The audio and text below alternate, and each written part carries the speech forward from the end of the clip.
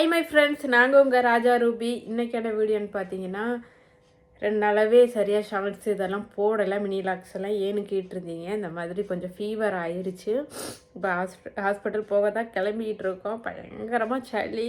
எனக்கு மட்டும் இல்லை, கிளைமேட் மாறவும் எல்லாத்துக்குமே இந்த ப்ராப்ளம் தான்.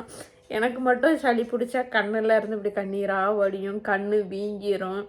அது இன்றைக்கி ஸ்டார்டிங்னால அப்படி இருக்குது. இன்னும் நாளைக்கெல்லாம் பார்த்தா 2 கண்ணுமே கண்ணீர் வடிஞ்சிட்டே இருக்குது. எல்லோரும் கேட்பாங்க, அழுகிறீங்களா, எதுக்கு அழுகிறீங்க அப்படின்னு கேட்பாங்க. எங்கள் வீட்லேயுமே அப்படி தான் கேட்டுக்கிட்டு இருக்காங்க, ஏன் அழுகிற, சொல்லாமல் எதுக்கு அழுகிற அப்படின்னு. எனக்கு ரொம்ப நல்லாவே ஒரு டவுட்டு, எனக்கு மட்டும்தான் அப்படி இருக்கா இல்லை உங்களுக்கு இந்த மாதிரி பிரச்சனை இருக்கா? இப்போ சளி வந்தால் மூக்கில் வடியும்பாங்க, கண்ணுலேயே சேர்ந்து கண்ணீராக வடியுதே அப்படின்னு எனக்கு டவுட், உங்களுக்கும் அப்படி தான் இருக்கான்னு. இப்போ ஹாஸ்பிட்டல் போக தான் கிளம்பிக்கிட்டு இருக்கோம். சரி, எப்போவுமே டேப்லெட் வாங்கி போட்டுட்டு தூங்குனா காலையில் சரியாயிரும். இருந்தாலும் அது கொஞ்சம் லேட் ஆகும். நமக்கு நிறைய பாப்பாவை பார்க்கணும், ஸ்கூல் அனுப்பணும், நம்ம முடியாமல் கிடந்தா அந்த வேலையெல்லாம் அப்படியே நின்றோம். அதனால சரி கிளம்பலாம், ஹாஸ்பிட்டல் போய் ஒரு இன்ஜெக்ஷன் போட்டுக்கலாம். ஏன்னா சளி மட்டும் இல்லாமல் சளி பிடிச்சாலே என்ன ஏதோ ஒன்று சொல்லுவாங்கள்ல, அந்த மாதிரி தான். ரொம்ப தலையெல்லாம் குடைச்சல அப்படியே. சரி, அதனால் கிளம்பிட்டு ஹாஸ்பிட்டல் போயிட்டு ஒரு இன்ஜெக்ஷன் ஒன்று போட்டுடலான்னு நினைக்கிறேன். அதனால தான் ரெடியாக இருக்கோம்.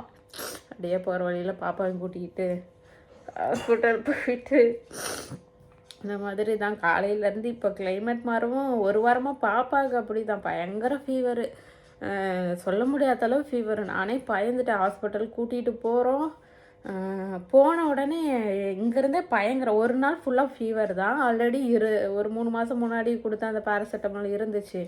எப்போவுமே சொல்லுவாங்க, ஃபீவர் வந்தால் உங்ககிட்ட இருக்கிறத கொடுங்க அப்படின்னு.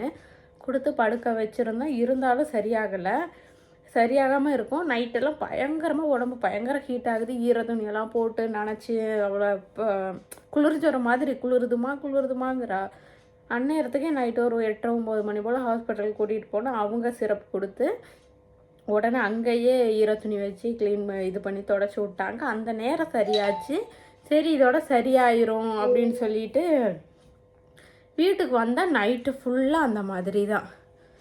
பயங்கரமாக காய்ச்சல், பயங்கரமாக துடிச்சு போயிட்டா. இப்போ ஒரு வாரம் பயங்கரமாக அவங்களும் உடம்பு இழைச்சிருச்சு, எதுவும் சாப்பிடாம. காய்ச்சல் நமக்கே அப்படி தானே, உடம்பெல்லாம் ரொம்ப மாறி போயிடும். பாப்பாக்கெல்லாம் சொல்லவே தேவையில்ல, அந்த மாதிரி தான் ஆயிடுச்சு. ரொம்ப சிரமப்பட்டுட்டாங்க. இப்போ அவள் கொஞ்சம் ரெடியாகி ஸ்கூலுக்கெல்லாம் போக 4 நாள் தொடர்ந்து லீவு. ஏன்னா அங்கே போய் முடியலை, வீட்டில் இருந்தாலே முடியலைன்னு அழுகிறாங்க. அங்கே போய் என்ன பண்ண முடியும் அப்படின்னு லீவ் போட்டாச்சு. இப்போ அவங்க ரெக்கவர் ஆகி போய் ஸ்கூல்லலாம் போகிறாங்க. இப்போ எனக்கு 2 நாளாக இப்படி இருக்குது. ஏன்னா நிறைய கமெண்ட்ஸில் ஏன் மினி லாக் போடலை, ரெகுலராக போடுவீங்களே என்ன ஏதுன்னு கேட்டிங்க.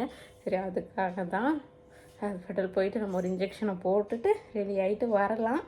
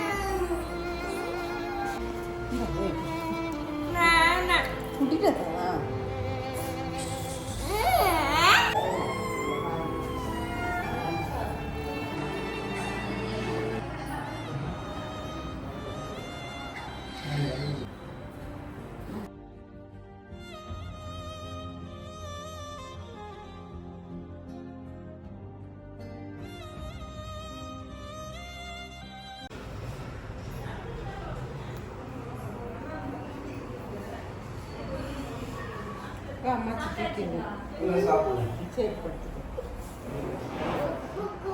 படுத்துக்கோ என்னம்மா கால் வலிக்கா ரொம்ப தலை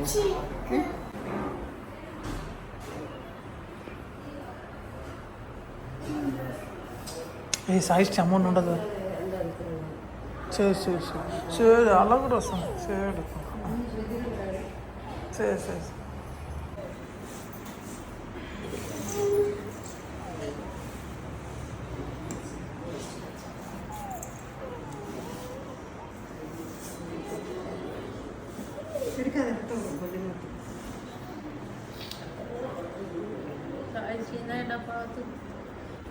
சாச்சி போய் வீட்டில் போய் எல்லாம் வச்சுக்கணும் ரசம் வச்சுக்கலாம் குடிச்சிட்டு கம்மி கொடுத்துருவாங்க பார்த்துக்கோங்க. ஏன் பார்க்கணும் நம்ம தானே நீ தானே பார்க்கணும். அடுத்த ஒரு தம்பி எடுத்துட்டு வாங்க சொன்னேன் கேட்டிங்களா? தம்பி இருந்தால் எல்லாம் மிளகெல்லாம் அரைச்சி தருவாங்கல்ல. பார்த்துக்கோங்க.